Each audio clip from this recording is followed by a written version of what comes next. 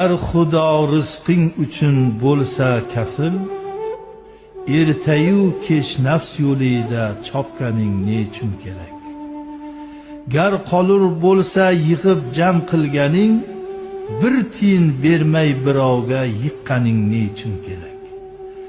Gar Xudo taqdiriga bo'lsa ishonchu e'tiqod, kelganida dard musibat dod-voy nechun kerak?